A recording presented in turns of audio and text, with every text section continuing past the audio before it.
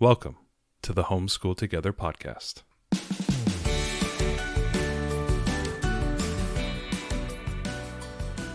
Where one working mom and a stay-at-home dad help you navigate the nuts and bolts of the growing and dynamic world of homeschooling. With a focus on early learners, like me.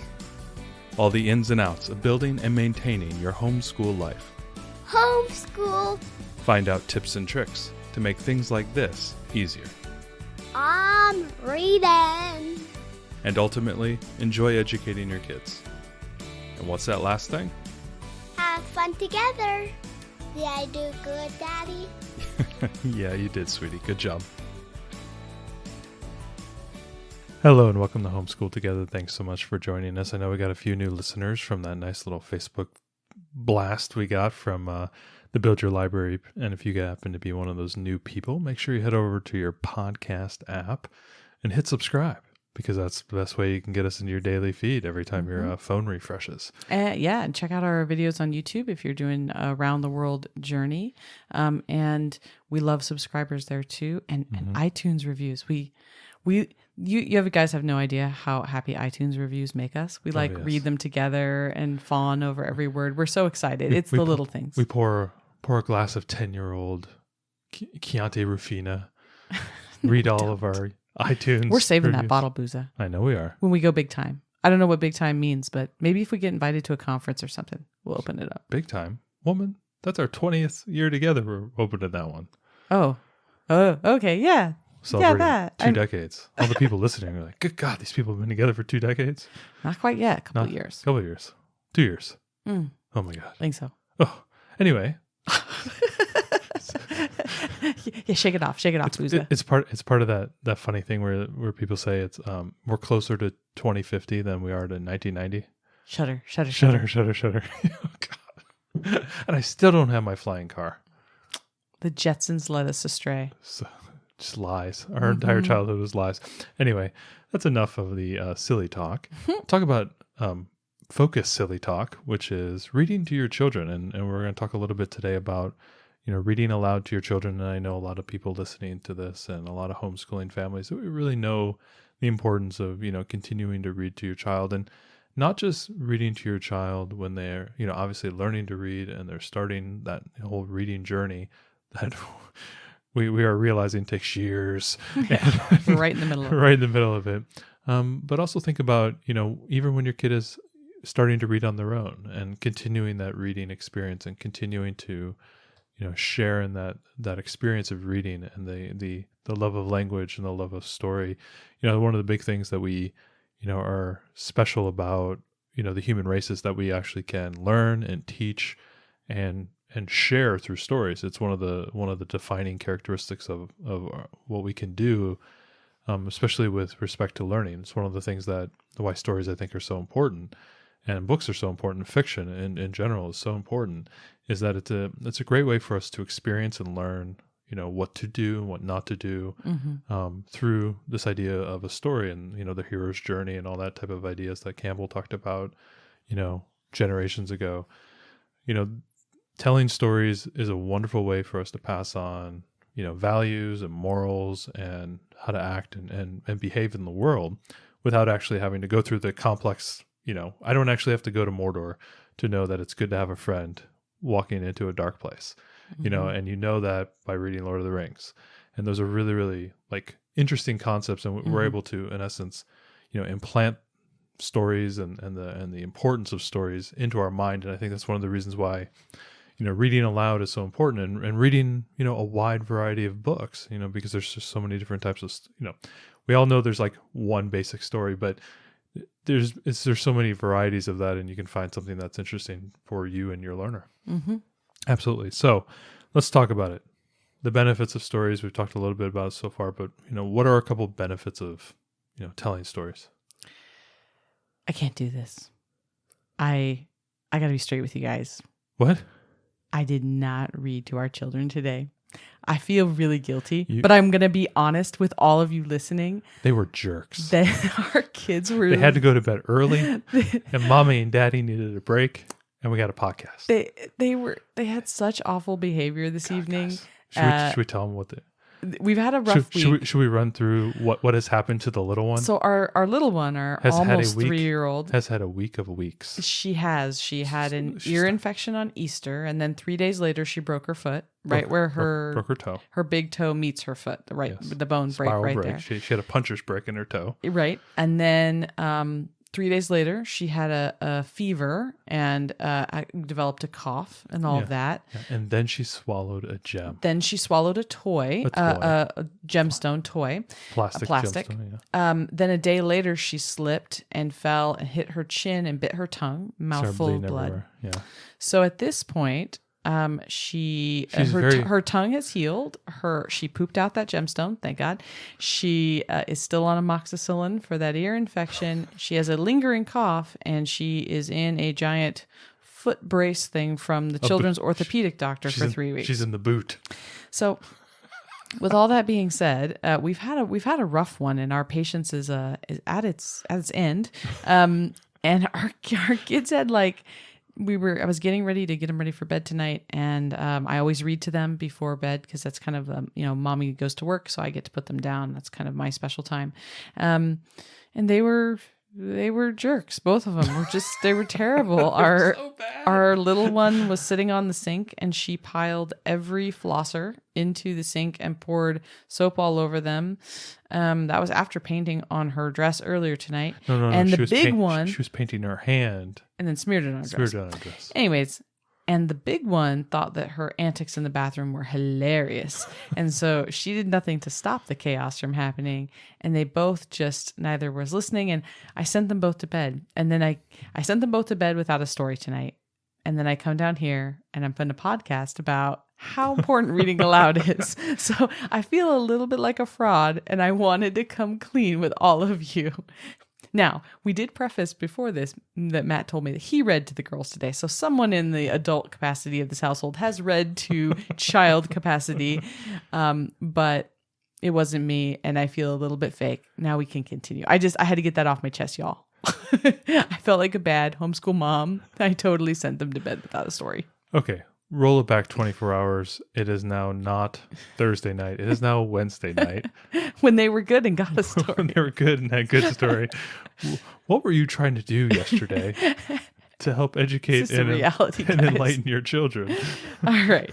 Listen, we know that there's incredible benefits of reading aloud. It makes our kids better readers, better writers, better listeners. So they tell me. We're still holding out on that last one. So reading aloud really is the foundation of all literacy development. So, speaking to our kids obviously is part of them developing their vocabulary, but you use a vastly larger vocabulary when you read aloud to your kids than when you just speak in your everyday vernacular. We tend to reuse words often. If you've listened to this podcast enough, you hear us say the same words over and over, same phrases. When we read books, we're reading something that someone else wrote. We're using their phrases, and we're teaching our kids. But also there's a wrinkle in there. That is, in some respects, good grammar that has been edited by a professional. Exactly. And that can't be understated as how important that, while it is creative writing and there is some, uniqueness to that. It's true. Most sentences at a kid's level book, kind of Harry Potter and down are just, grammatically very strong, and they've been edited, and it's for clarity and readability. And I think that is something that when kids are listening, they'll ape back things like that.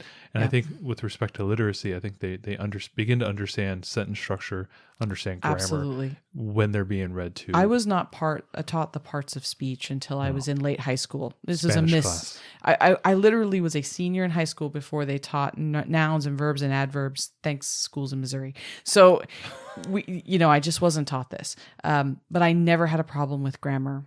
My grammar and my writing is still pretty good. And it's because I can hear. I can just read it and hear inside my head when it's right or when it's wrong.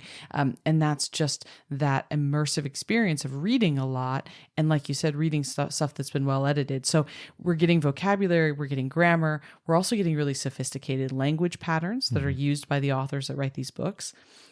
This also, when you read to your kids, you're providing them a model of what it looks like to read fluently. to read with expression and meaning, right? When I read to our girls, you don't just read it like you're reading a textbook. You're reading it with expression. There's highs and lows. Your voice gets softer or faster. There's a fancy word for that. It's not literacy. It's like, I think it starts with a P. I was listening to a talk on a podcast the other day, and he was going into, and I think we'll talk about it in the short bite. Dr. Tim Rezaninsky, I think is his name. He was talking about how not just reading, going to what you're saying, using the expressions and actually delivering the speech, whether it's a dramatic speech from history or, it's a funny character, like, reading something in a voice like Jim Dale type of thing.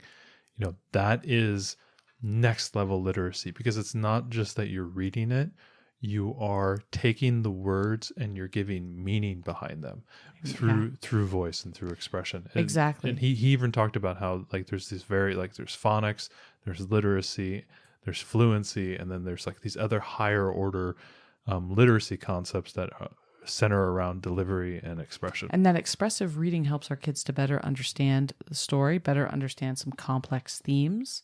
This also, when we read to our kids, it helps them recognize what reading for pleasure looks like, especially with our daughter. She really struggles with reading, and she doesn't like to read for pleasure, but she sees us do it and enjoy doing it, enjoy telling her stories, and that's a great thing to model for her. The other thing that's really important about reading to our kids is that we are reading to them at a level that is above what they could read to themselves, which means that we're exposing them to more complex ideas than they could read on their own. So I have read, at this point, our daughter is almost 7, she's 6.5, and we've read the first 3 Harry Potter books. There's no way she could read those books. No. But I can read them to her, and it's opening her mind to all of these more complex thoughts and ideas, and especially the questions abound. Yeah, characters' motivations. I mean, her experience with in the world is still very, very small. Exactly. And being able to see what other people are doing, especially characters that she's growing to love and follow. I agree with you that learning what they do, she can understand, okay, this is being a good friend. This is not being a good friend. This is how they handle their fears. This is how they handle when they have anxiety or concern about something. What does the character do? And sometimes it's right and it's wrong, right?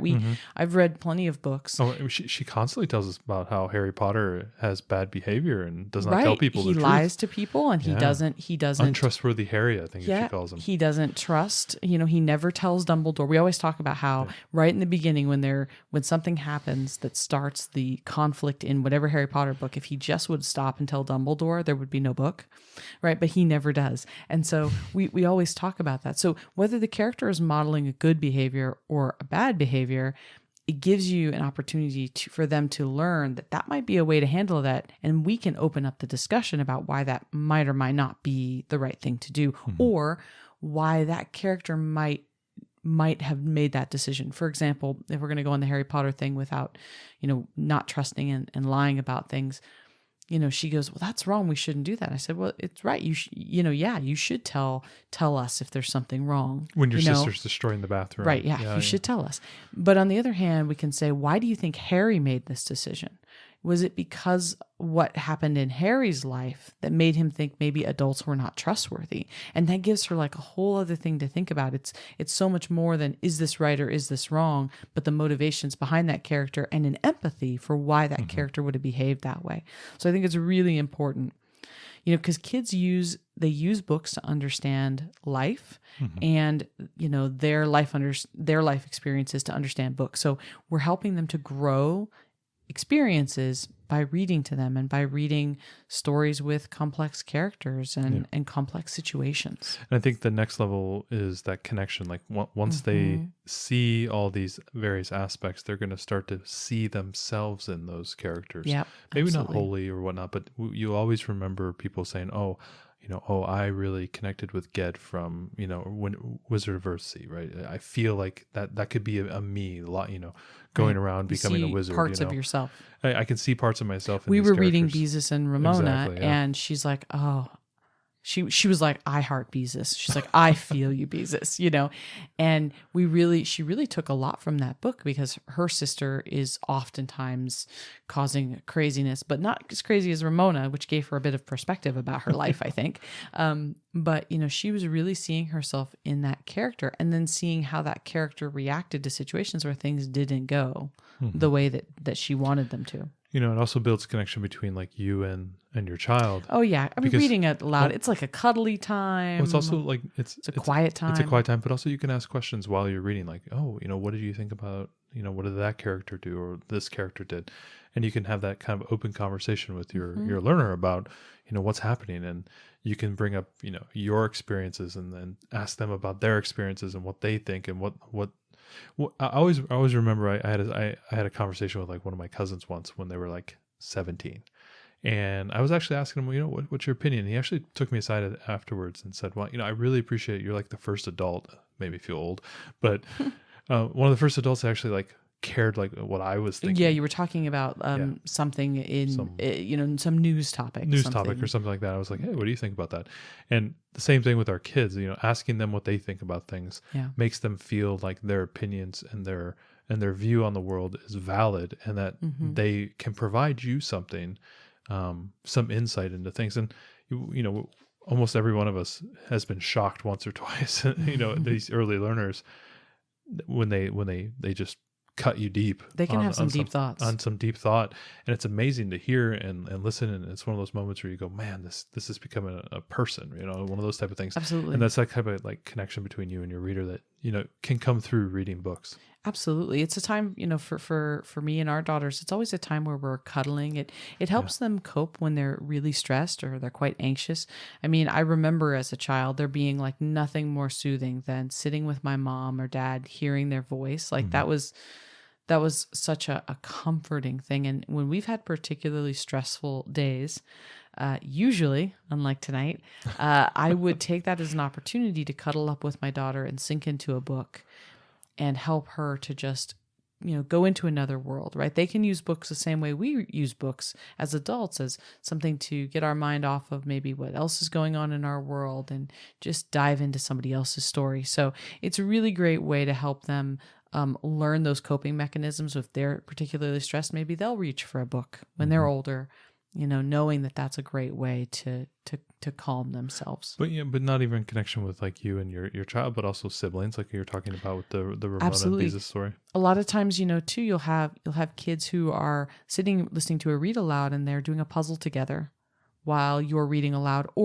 and all of this goes, I think, for audiobooks as well. If you're going to have, you know, you're listening to Jim Dale read Harry Potter together and you're doing a puzzle. I've listened to many audiobooks while coloring or doing a puzzle or doing something, and that's also really great. You know, you're making connections between kids. It's not just whatever they're doing together while they're listening. It's also the discussions that come up between your kids about what's happening in the story or what they think is going to happen next, right? That's a fun one we like to play. What do you think is going to happen next when we stop reading for the night? So really good. And it makes a lot of great memories too with your kids. And that's one of the things that I look back on, you know, different books so fondly about the time where we were when we read that book together and what was going on in our lives. And, you know, you have those memories. Going beyond the connection, we talk a little bit about taking that pressure off that reluctant reader. And I know our oldest falls, you know, she's always been the kid who's in the middle of the bell curve of targeted demographics. If it's designed for a child, it's meant for her, or if it's a food that's meant for a child, it's meant for her. Yeah. You know, she's a reluctant reader, and she's like right smack dab in the middle of it. And she is a reluctant reader, and reading to her, I think, really takes a lot of that pressure off of her and helps to preserve that kind of that budding interest in books and that love of books. Because that's such a worry, right? When you have a reluctant reader and you're working with them very regularly on their reading, there's, you know, you're always trying to be careful, right? We don't want to make this a stressful experience for her. We don't want her, in us working with her towards being able to read, we don't want this turn her off of books. Exactly. So we can kind of counter a little bit. Obviously, we're very careful with those lessons, and we stop before she gets fatigued, and we're trying to be very sensitive, knowing that she does need to learn to read and she does want to learn to read. Even though she's reluctant, we're helping her. But at the same time, we can counter that by saying, hey, why don't you finish this early reader? Then mommy or daddy's going to read you another chapter of the book, of your book. And she's always looks forward to that. So we're continually modeling, that reading is fun and taking a little bit of pressure off of her shoulders. She doesn't have to read everything. I remember when I learned to read, and my mom used to always read me like a bedtime story. And the moment that I learned to read, I, brought a notebook to her, and she said, well, can't you read it? And I was like, well, yeah, but aren't you going to read it? And she wouldn't read to me anymore. She was like, nope, you know how to read. You're done. I don't have to read to you anymore. And I remember, I have like clear memories of being 5 years old and being super, super upset about the death and they never read to me again. And I really held that. And I started to kind of hate reading like at that time. It started to slowly go downhill because all of a sudden I felt this pressure that if I wanted to read a book, it was all up to me. Our daughter knows that she can go to any book on the shelf and ask us to read it. So her interest doesn't have to be limited by what she's able to read. And we can take all of that stress off of her because we'll always read to her. So. Yeah, absolutely. Beyond, just reading to them, it does allow them to retain information, both verbal and emotional and developmental ideas that helps them retain those type of things and be able to, regurgitate those back out. A lot of those times I like to ask her, oh, what happened in Harry Potter tonight, or what happened in, Missy Pigglewiggle that we're reading. I'm reading her that right now. And retelling that, it's the equivalent almost of giving a book report or something. Exactly. In that they're sharing their knowledge with you, and they're so proud too of how well they listened. The funny thing is, we've been doing these Usborne readers. This is the Usborne early reader, first library, I think it's called. Yeah, it's like there's 50 reader books in there. At the end of every book, it's where the parent and then the child would read together. So the parent will read one page and the child reads the other. At the end of that, they give you actually a slide of images, and then the learner actually has to tell the story back. And that's been something that she's been really enjoying doing and hitting a lot of the same. I'll hear almost the same phraseology that was in the text, which tells me, okay, she's listening, she's understanding, she's remembering the words, and even to the point of like the details of, I think it was one of the ones we just read was like the magic ring. And it was about a guy who found a ring and he started wishing for fish, and he was on an island abandoned, and he was trying to get off the island. And she was telling this elaborate story, but she was pulling entire sentences from the book that she had remembered that we had read. And it's amazing how they can just, do that when you're reading out loud to them. I love when we talk to our daughter about what she read, especially when or what we read to her. I love seeing what she picked up out of it. Sometimes the things that she, finds interesting. Interesting. It's really cool, and something that maybe I didn't even notice. There's times when I'm reading aloud and I'm trying to be expressive and things that I actually get a little bit lost sometimes with the meaning of everything going on, because I'm focused on trying to have good diction for her and, modeling good pauses and things. But she's so engrossed. She's picking up things like, well, no, Mom, remember, because he did this because of this reason. I'm sometimes like reading it a little bit, almost like a performance. Yeah, but you're locked in that performance. Yeah, it's almost like a performance, but I'm reading it just a little bit automatically. I guess is what I'm trying to say. You almost realize you almost don't even engage with what you're reading. Sometimes I don't. You're just trying to read it in a good cadence, because a lot of times I find pacing is a big problem for me. Right. I tend to talk pretty fast, and I think that's because I listen to my podcasts at 1.25 speed, and I listen to my audiobooks at 1.5 speed. I think my brain's just always running at that, higher speed all the time. And it gives me a little bit of marble mouth, and I tend to run on a little bit. And people listening to the podcast go, yep, I've heard that.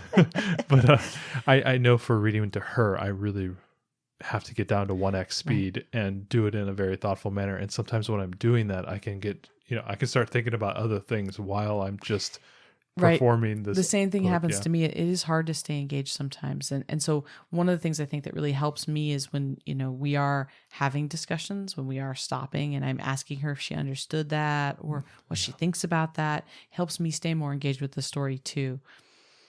So that's a lot about the benefits of reading the books, and a lot of us know about that, and hopefully that kind of reiterated what a lot of us already know, either intrinsically or that we've read it in the past.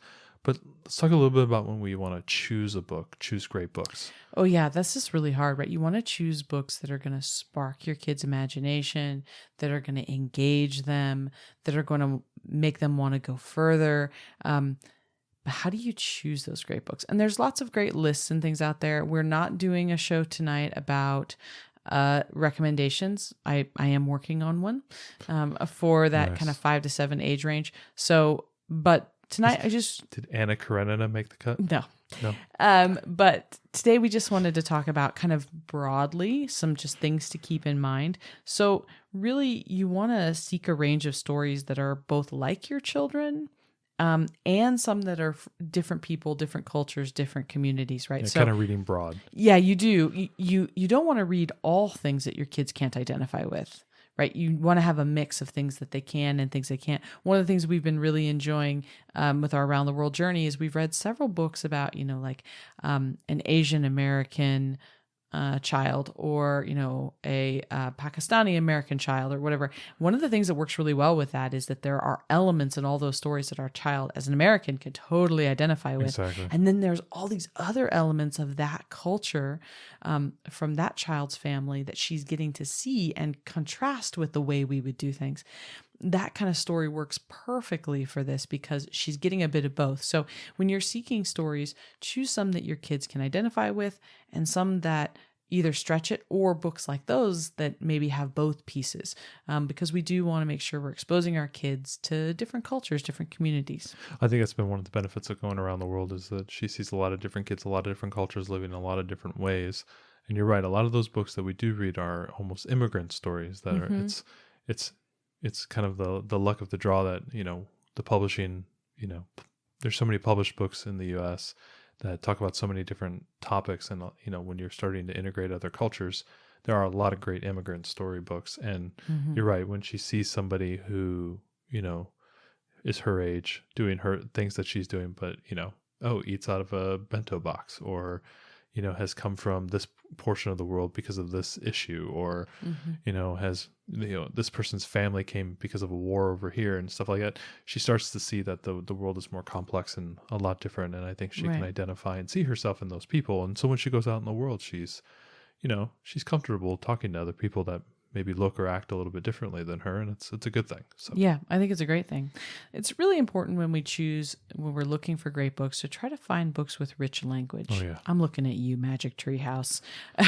I really hate the Magic Tree House books. My daughter loves them, and we do read them to her. But every time I read them, I think I want better. Well, they're early readers. Who's the Mercy Watson lady? Kate DiCamillo. DiCamillo. She's a fantastic writer. Really rich language, fun, humorous, lovely to read. We want rich language. We want meaningful plots, really compelling characters, and engaging illustrations if it's something that has illustrations. So, that doesn't mean series, something like that. Yeah, Renly's a great example. That doesn't mean that we don't read books like The Magic Tree House to pick on that. We have 20 of them, and she adores them. But those are, we don't just read books to her that are necessarily way above her reading level. Sometimes we're reading books to her that she probably could read in a stretch. And I think that that's important too, is to read books that are, that they might see themselves reading. Like when we read Magic Tree House, for example, even though, they're so formulaic and plotting, right? And the language is so simple, but because the language is so simple, our daughter can see words in there that she can read and she's getting excited to point them out. And I've been telling her, you could probably read this book. You're very close to reading this book. She can kind of see it. It's like a stretch goal. Yeah. And then I'll read something to her like Harry Potter, where she's recognizing, the font size is smaller. She's recognizing very little of it. So I think it's a balance. If you can, try to choose books with rich language, unless you're, like a Magic Tree House or something like that, Rainbow Fairies, oh, God forbid, and you're trying to show your child a stretch goal of something that they might be able to read, then, that's a reason to maybe sacrifice for simpler language.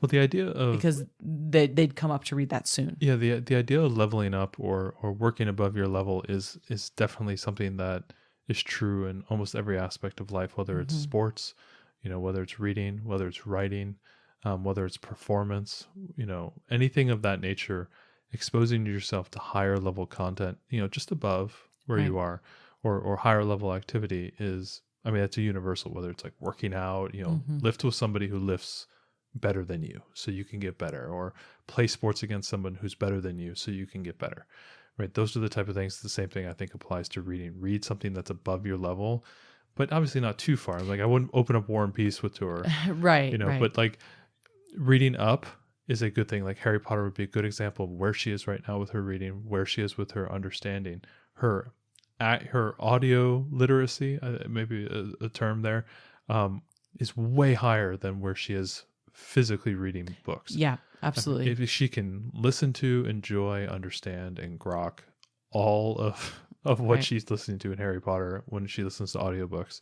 But, she's still at the early reader stage. So I know that's, you're stretching out there, and one day it's going to, like a rubber band's going to snap up, and you're going to see those kind of step-like motions in her development. And I know we're waiting for it, but I know this, it's a sound theory, and I've seen it in practice, and I know it's going to work for her. So the really challenging part about this, when you're trying to choose a book that, if you're not choosing a book that they could read soon, right? You are choosing a higher level, more complex book. The problem is that the age ratings on those books are not going to be consistent. The age ratings are meant for what age could read this, not what age could understand this. So that's a really difficult situation. One of the things that I like to do, if you found a book that you think looks really interesting, is to take a good look at the reviews, take a good look at some common sources that you can go to and see, does this have violence in it? Does it have language? Really kind of research that book. Unfortunately, you have to do more than just go to Amazon and be like, oh, that says age 7. Okay, get that. Because you're going to be reading books that they can't necessarily read to themselves yet. And a lot of those books, if you find it on Amazon gives you the preview capability where you can look at the first 10% of the book, and you can get that first chapter and read a few pages and see if, okay, is this something that is up to my reader's level? Is this something that I enjoy reading a page of? Right. Like I've noticed with the Missy Pigglewiggle book that we're reading right now, and it's just, just something because I'm doing it right now. The way the sentences are written, it almost feels like the writer is, I think, English, and I can feel it in there. It's a little bit more loopy and a little bit more, sentences are a lot longer. They kind of have a lot of conjunctions in there. And when you're reading that, you can almost get lost reading a 2 or 3 line sentence for your learner. It's not, it's not punchy like Hemingway type of stuff. It's a little bit more loopy. And I've noticed that where I've had to catch myself a few times saying, ooh, the readability of this book is, it's a good book. My learner's really enjoying it.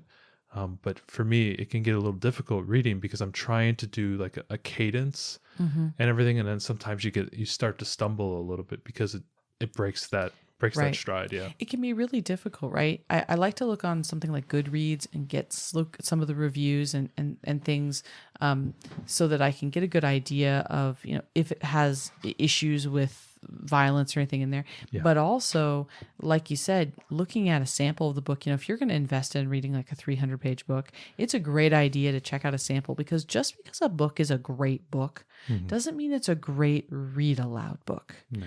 They don't all work that way. And so I think you've got to, check out a couple of pages before you commit to read it to your kids. Because we've had books before where we've chosen to read it aloud to our child, and she's gotten really into it. And we're thinking like, this does not work as a read aloud. Yeah. And then we have to struggle through the rest of it. To go in more to that point, you've done more of the read alouds. We're breaking off script here because that's just a question I wanted to ask you. Oh. You've done more read alouds and more longer form books. I do a lot of the shorter form books. Right. And that goes to one of our interviews, is that I'm not really a good reader out louder. No, we used to not be able to even play games like Yeah, it was Cranium really and things when we were younger. You'd have to read like a question trivia card or because whatever. I read so fast. I just scan read. You just couldn't do it. And so it was really difficult for me, but I've gotten a lot better. You have tons. And have you noticed Learner, our 6.5-year-old having issues with like a first person book versus a third person book? Have you run into that a lot, or has it mostly been all third person stuff? It's been a mix, and I haven't really noticed her have a big problem with that. I'm a very expressive reader. I had a lot of high school debate and theater, and so I'm a very expressive reader. So I think that she tends to get into whoever the character is. She's invested. One of the things, and I guess we'll get to it in a little bit, but one of the things that I think really helps with this is I do all the voices. Not well, not Jim Dale, but I do all the voices, and that really helps her keep things straight, especially when there's a lot of dialogue, because one of the things I've noticed is that if you read a long paragraph and then at the end somebody said, our daughter could have forgotten half of those words, because she didn't know who was speaking. So what I will do actually when I'm reading, because I'm reading at a slower cadence so she understands, is my eyes will jump to the end of the dialogue so I know who is going to say it. That way when I start to talk, I use the correct voice. And it takes a little bit of practice. I'm not saying it's easy, but if you're not reading too fast, you can definitely do that. And then it's like, oh, I know Hermione's saying this sentence, so I'm going to do it in Hermione's voice. And that helps our daughter really. Could you give us Hermione's voice? No. And anger all of our English. Yeah, I'm not going to do it. It's so bad, I would not perform it for you. But I think in my head, I'm channeling how Jim Dale says, Harry, and then I'm trying to do it and it doesn't sound like that. But I'm thinking Jim in my head. So anyways, that's one of the things I think really helps her is because I am doing the voices. I noticed I didn't used to do the voices, and then we started doing Harry Potter. We started listening to the audiobook and she was so engaged with it. And I was like, I wonder if I could do some voices. And it's totally 100% changed things. You don't have to have like Jim Dale, like a unique voice for every single character, or like in some of these audiobooks where they'll do a voice for every single character. You can just hop between two. If it's a discussion between two characters or maybe three, if you're just rocking between two different kind of, delivery patterns, I think that helps. That'll get you most of the way there for most it's funny because we've gotten to the point we've read the first 3 Harry Potter books and we've read them multiple times, that we've got to the point where I'll read other books and I'll use one of the same voices because I don't realize I'm not a professional at this. And she'd be like, Mom, that's Lockhart's voice. She especially with Lockhart. The moment I'm like, Harry. Fame is a fickle friend, Harry. And she's like, she goes crazy, right? Because that's Lockhart's voice. So anyway, we've digressed, but I think using expressive voices really helps her. No, I think this all matters because it goes to the idea of, what will inspire your reader, what will gather their interest. Yeah, you want them to be engaged. And so I think that, you want to pick books that have really engaging characters, have an engaging story. I kind of like to think not a short book, like a Magic Treehouse or something. I could read one of those in, 35 minutes or something, that's not like that. But like a book that is a few hundred pages. Like what you're reading right now, the, Penny. Yeah, I'm reading the Penny Royal Academy, the very first book. So, that's like, I don't know, 350 pages or something. That's a huge commitment. That's an investment in my time. So the first thing, when she sees something at the library she's interested in, I'm like, is this worthy of my time? Is this worthy of our time? It's an 8 or 9 hour read. Right. And so I think when you're trying to find a good book, right, you want to assess like, okay, is this a book that has rich language, has compelling characters, sounds like an engaging story? You've read a snippet of it. Is it a book that works for a read aloud? Some books that are super heavy dialogue, it's like he said, she said, he said, she said. Like they don't work very well for read alouds unless you're good with voices. And sometimes I skip who said it because I'm doing the voice. So that works. So does it work for a read aloud? Is it something your kid's going to be interested in? Does it have any themes or things that you don't want to expose your kids to yet because it is a book meant for an older reader? And then, is it worthy of your time?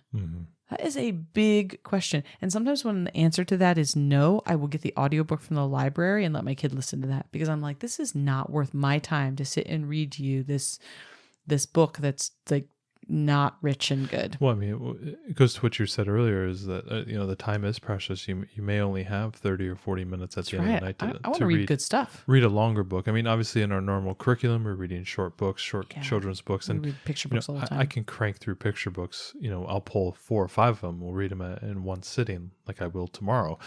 But it's like you can move through those. But these chapter books, I mean, these are whole different animals. They really especially when you get beyond these kind of early reader chapter books, like a Magic Tree House or like a Renly type of book, that you can sit down and read the entire thing in 40 minutes. Sure. When you get into these things that are 80,000 words and they're 400 pages long, I mean, these are huge commitments. It is. It's a big time commitment. Yeah. The other thing I want to know about a book when I'm looking for one to read is this a book that's going to spark conversation? With my child, is something that's they're going to be interested in. Is it going to motivate them to have like a deeper interest or an understanding about whatever topic this is about? Sometimes, you look at things that are like, oh, this is a classic book and everybody loved this book. And then I read more about it and I'm like, my kid would just totally not be interested in this book. Yeah, right. It's not worth reading it to them if it's like completely outside of their interest pattern. Is it going to inspire your kid to read more? That's the other thing too. Like I want books that inspire her to want to go on to the next book. Like, this is so good, I couldn't put it down. I want her to have that experience. And we want to read books they want to read, even if it's not. I mean, like, is it worthy of my time? Is a little bit hard to say. Sometimes she really wants to read something. And so we do things like, oh, okay, I'm in the middle of reading Pirates Past Noon, Magic Tree House, but we're also reading Pennyroyal Academy. So what I can do is I can read a chapter of Magic Tree House, and then we'll read a chapter of Pennyroyal. And one is vastly richer than the other. But I'm reading something that my kid really wants me to read. Mm-hmm. I think what's really important too about choosing great books is what constitutes a great book is different in everybody's mind. Yeah. And there's plenty of people that love the classics and they think that's the greatest book that ever came out. And we've tried to read some of these and been like, this just doesn't really work anymore. Yeah. This isn't engaging. It's not exciting. It's not the early 1900s and this doesn't work. Now, other books totally work. They're still good and they hold up, but not all of them do. So I don't think we need to be pressured by saying like, oh, this is a classic, so we've got to read this. I felt some of that pressure and I've had to just let that go. There's too many books out there. Like, don't waste your time reading something that you and your kids don't like. Yeah. And just because it's a quote unquote classic. As somebody who reads a lot and I read pretty wide and I have a whole segment of every year that I read, I do read classics. And I agree with you that it is difficult. It is hit and miss, man. I would rather have some, 12 or 13-year-old, we have a friend who's at the same parent partnership we're at. And I'm always asking him, he's, 11, and I'm always asking him, hey, what are you reading? He goes, oh, for school, I got to read this. I said, yeah. That aside, what are you reading? He goes, oh, I'm on to book 8 of this like cheesy middle grade spy thriller, these kids and they're solving problems and stuff like that. And I'm like, oh yeah, that's great. He goes, oh yeah, I'm going to get on to the next one. I said, what else you reading? He goes, oh yeah, I'm reading this other series and everything. And you could just see the light and the excitement turn on for something that they're actually passionate about and actually interested in. So if you're right. If they're interested in the Scholastic Fairy series that's got 175 books. Oh my gosh. Rainbow Fairies. I'm not kidding. It has like 148 books. Yeah, look it up, people. Yeah, look it up. But don't show your children because once they know about it. Yes. All the colors of the rainbow. They're the worst illustrations ever. They're very Roald Dahl-y, They're just like printing cash with those. Yeah, that's right. I know. I think that this is a really interesting concept because for a lot of us, school and the books that we were kind of forced to read for school kind of started to kill our love of reading. Yeah, right. And the books that we wanted to read at home, those were what kept us going. And then as adults, and you and I fall into the same category where we rediscovered, totally lost our love of reading through school and the books we had to read. And we didn't rediscover our love of reading until we were like out of college, much older adults, really like came back to reading. You did it a little bit before me, but I was always reading a couple books a year, but you all of a sudden started reading a lot. Right. And then I've made the recommitment, to improve my writing, to read a lot. And now I'm reading, 70, now 80 you books a read year. way more than Yeah, I do. yeah. But it's interesting because we both had a time in our lives where we moved away from wanting to read because everything we had to read. I remember thinking everything I had to read for school was depressing. It was all depressing. And But Cormac says it's not worth reading unless it's about life and death. yeah, it was always about death. And I just remember thinking, like, I don't want to read these stories. And why should we have to? Yeah. We're homeschoolers. We get to choose what we're going to read. So let's read good stuff that is engaging, that our kids are into. Yeah. And we don't have to read anything that is a quote unquote great book just because some scholar has deemed that it is, if we and our kids are not interested in it. But I'm going to get my pulpit down. You should read Anna Karenina, though. It's so long. No, it's so beautiful. It's perfect. So long. So perfect. Tolstoy. All right. So let's get into some tips here. We've talked a little bit about how to find great books and start looking for them. Now, there's lots of great lists out there. You'll find, if you want to check out like the Read Aloud Handbook, Jim Trelease's book, or Read Aloud Family Revival, know that that author is Christian, so there's a few titles in there that are reflecting that worldview, but there's a lot of other titles that are not. Yeah. You'll find lots of great lists online. Any of these that you see and you come across something that you think might be good, going to take into account the things we've talked about how to choose if it's the right book for your family. So some tips. Bring your child's attention to the words after they look at the illustrations. So this is something that happens to us all the time. We've got picture books or even chapter books that have pictures in them. My daughter is so engrossed with the picture, and I'm just reading on ahead. Sometimes it's nice to just stop, let them absorb the illustration, and then kind of bring them back to the text that we're reading. Well, and that's what we do with our early readers as well. That's the normal flow when she gets to a new page. I pause. I don't say anything. She absorbs the image, and I can see her like scanning the image for things, and then her eyes go to the words. And, That's right. And I really agree that is something you should always pause, especially if you get to a page where, like the Miss Pigglewiggle. It's hard to say. Missy Pigglewiggle. They have basically one illustration every 10 pages, and so when we get to it, I give my learner, 10, 15 seconds to really, really look at the image, because it's like the only image that she's going to get for the whole book. That's right. And then we can kind of draw them back to, sometimes I use my finger to kind of point every once in a while where I'm reading, not like every line, but just to keep her. And she will then see she's starting to look at words and hear me read and kind of follow along. It's giving them an idea of, the context of the story. So we're talking about like who's talking right now and what are they saying, and kind of having a dialogue through while we're reading. We are showing our kids how books are organized, especially when you have picture books where you've got different like speech bubbles and stuff. Like, what order should we read these in? I'm kind of showing her like, okay, this is the order that the author means for us to read them in. And so we're pointing out letters, we're pointing out words, and sometimes we can have some fun games. Find all the words on this page that are all the thes, for example, and then she starts going to hunt them. So there's some kind of fun things that we can do to keep, things interesting while we read. Or funny, silly words if the writer has kind of like a silly vocabulary that they have that's part of the world. Harry Potter's are very famous for that, but like if you point out some weird, funny words, that could actually kind of spur some interest there. Yeah, like our daughter loves the word McGonagall. So she can find McGonagall in any of the Harry Potter books. Like she loves it. So that's kind of a fun thing to do. One of the best things we can do when we read aloud to our kids is draw connections to the story with something that happened in their life experience or our life experience.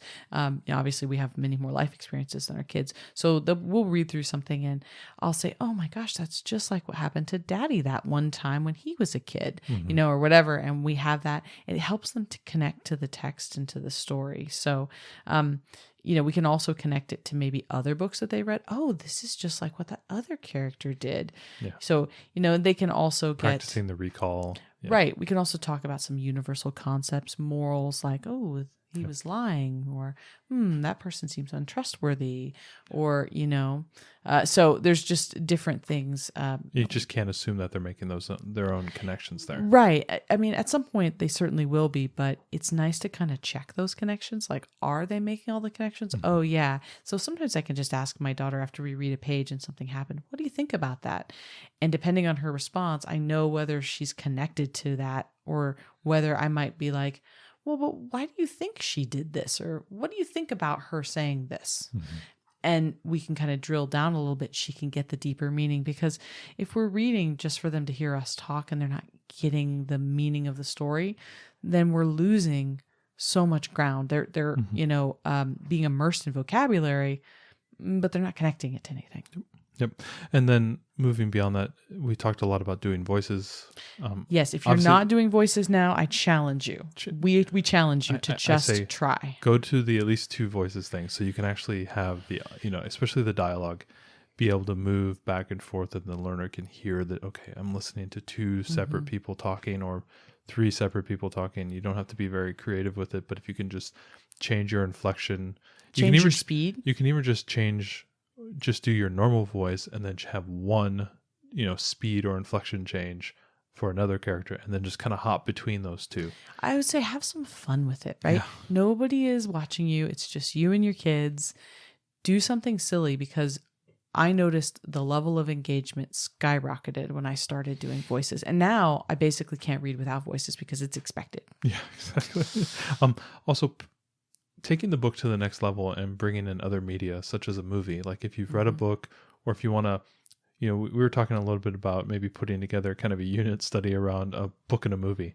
And Ariel and I, there was what was it, TNT or TBS had dinner and a movie? It was Paul and Annabelle. It was dinner and a movie. Dinner and a movie. And they would cook, and they would We did this for a long time. Yeah, we made our own dinner and movies. We've still carried on the tradition.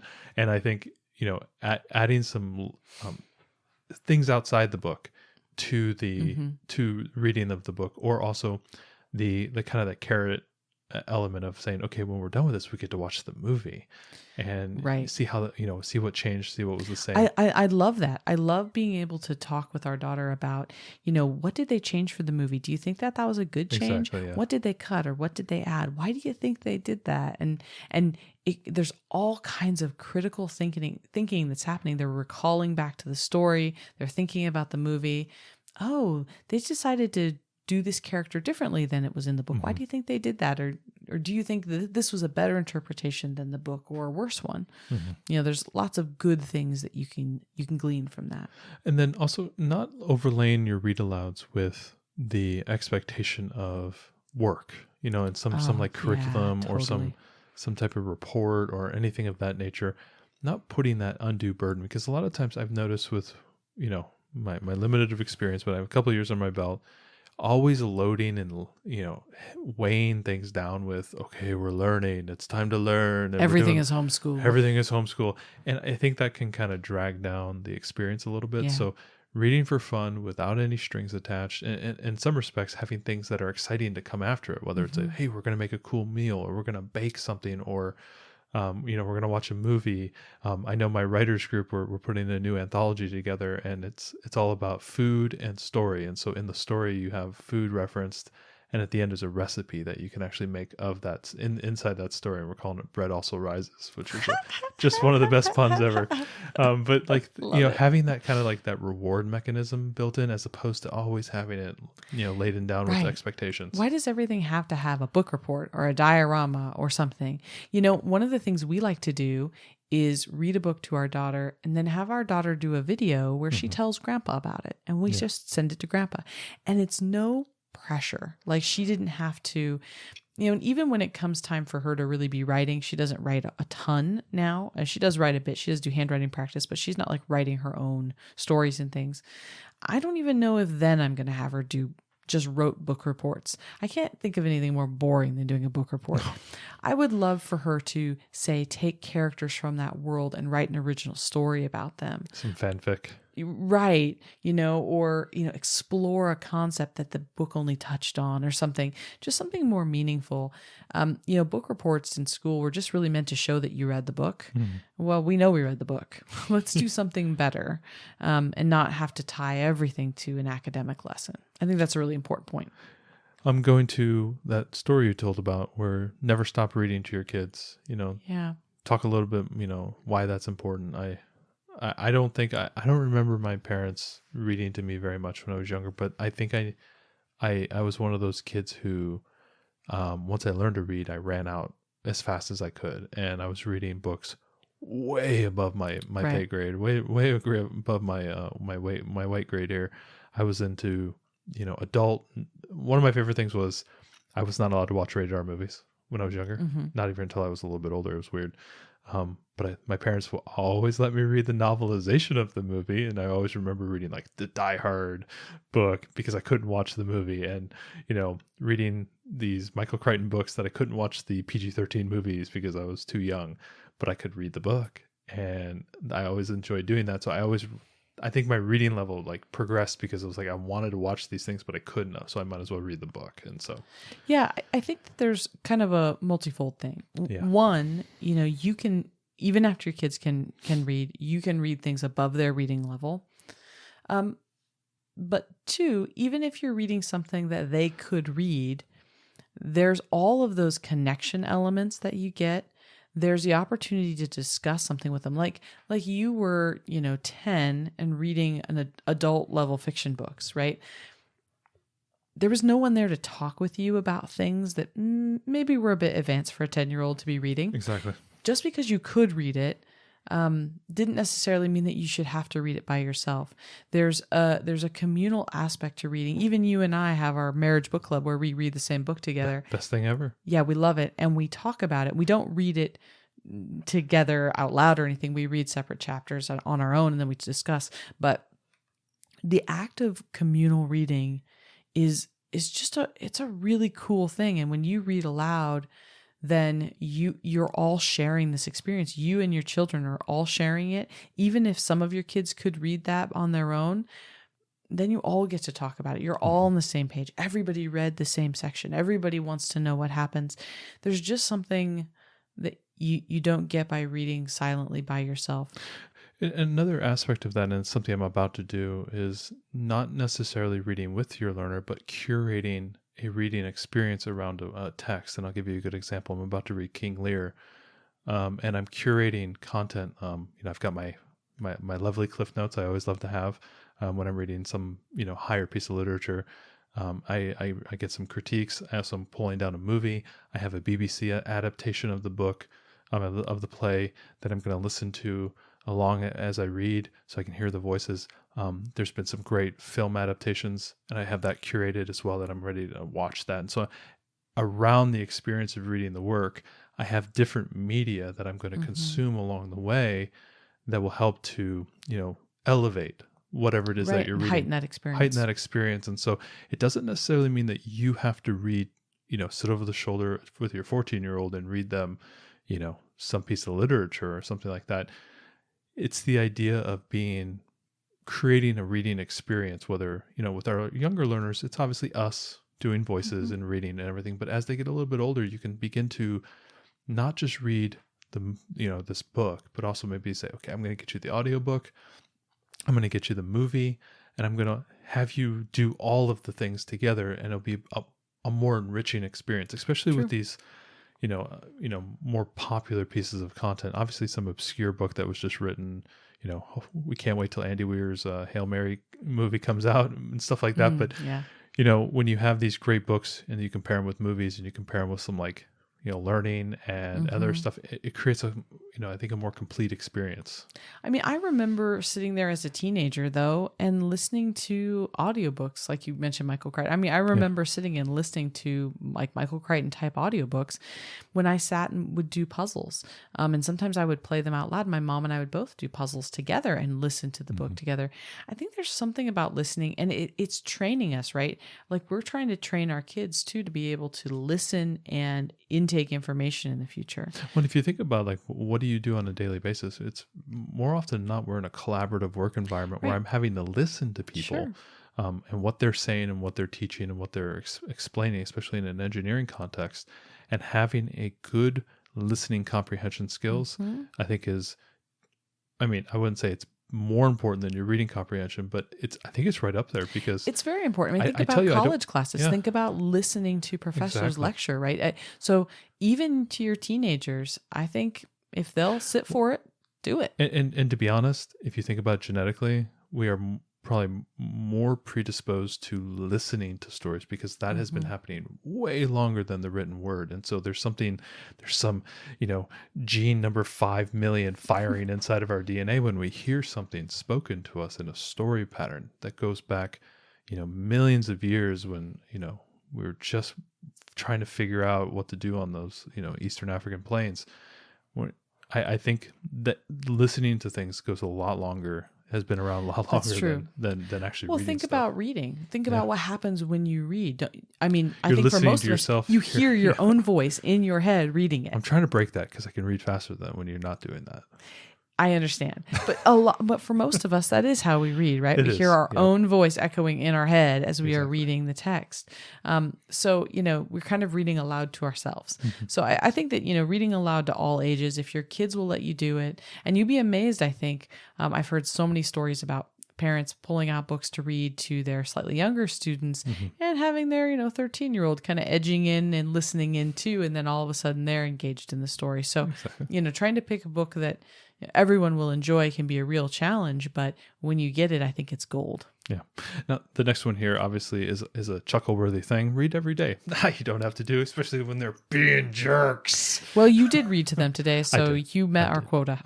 But setting really what this tip is about setting aside time to read. So for us, you're reading to them different times during the day, but I set aside bedtime. I read to both of them at bedtime, and that's the time that we've set aside. Something that I found recently is I'm giving my daughter some Legos, giving my other daughter some Legos or an activity or something like that, sitting at the kitchen table, kind of waiting for you to come home. I can get a quick chapter of a chapter book done, sitting there reading, and she's listening. The young one may not be understanding exactly what I'm talking about, but she'll sit and do something. Right. And I think just through osmosis, she's getting some experience there. Well, and she's getting the experience of being read to and sitting for it, which is a big deal. I mean, that's the other thing is we can't expect our kids to have tons of stamina for this. We have to kind of work them up to it.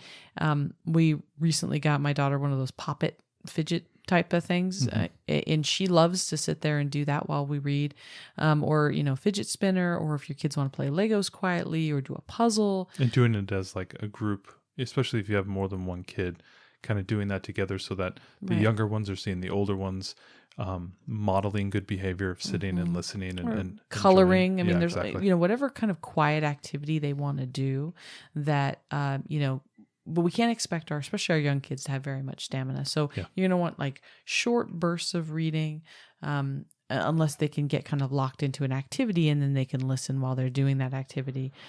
Just know that you're going to need to start small with your kids and then build up as you read aloud more and more. So hopefully, this has been helpful for most of you guys out there. I think most of us know about the reading aloud, and I think we kind of put it together. Ariel has already teased that she's going to be putting together a reading list. Emily from Build Your Library has a wonderful website if you're looking for books to kind of tie into historical events or any type of curriculum. Yeah, What was the name of that again? It's History Book by Book. Historybookbybook.net or .com. I don't know. It'll be in the show I'll notes. put the link in the show notes. Another great resource for you to go out and find books. Goodreads is also another good list. There's a ton of lists that people put together if you just search for Goodreads, like Harry Potter alternatives or whatever your favorite series is, alternatives. More than likely somebody has put together a Goodreads list that can show you what to do there. Another thing too is if you go onto Amazon, you find that book in Amazon. If you scroll down, not through the ad carousels, but below there are recommendations of people who have bought this book, also may have enjoyed this book. Definitely take a look at those for ideas. There are a lot of ways. There's also Suggest Me a Book on subreddit. It's a subreddit on Reddit. Our Suggest Me a Book is a great place to find. You can go and search their catalog and find posts, people saying, "Oh, I've read this series and I'd love to have another one like it." And people will go ahead and throw in examples of that. And you can see the one that's been upvoted the most. And that may be a good place to start, especially if you're trying to curate a new series or a new path. Maybe your 12-year-old is getting into Space Marine, epics, that type of thing, and you can go out and find a good series about that. So reading, I think we all understand is the most important thing. Hopefully this was helpful. Now we will. Hopefully this just reaffirms what you kind of already knew. And I did, when I was doing research for this episode, I was kind of like, well, I mean, we all know like reading aloud is a great thing, right? I don't need to be convinced, but as I did research and just really, laid out all of the benefits and all of the ideas, I felt renewed in, reading aloud is valuable time spent every day. Yeah. Good reading aloud baptism. I feel renewed. It's wonderful. Yeah. Books. Now we'll end it the way we always do, something that we're into. My daughters and I have been into if people know, there are these trick shot YouTube channels. Famous one is Dude Perfect.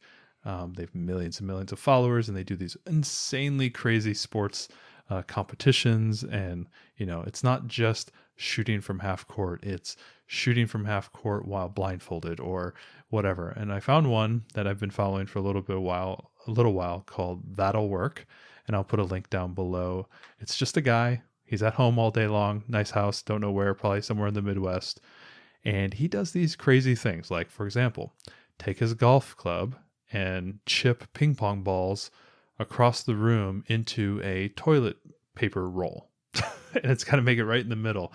And these videos will take him, he'll admit, this took me 3 days and 18 hours to finally get it to work.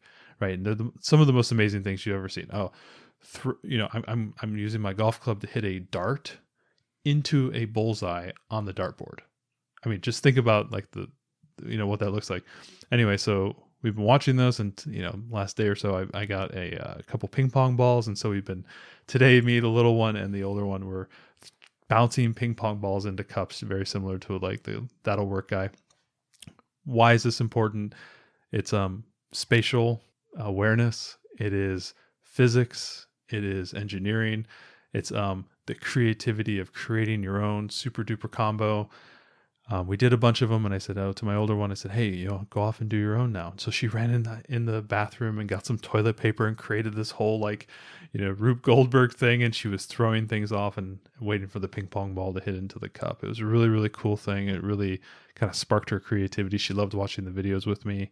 And sometimes she had to watch, they were so crazy. She didn't really even understand what the guy was doing. And I had to slow it down and explain it to her.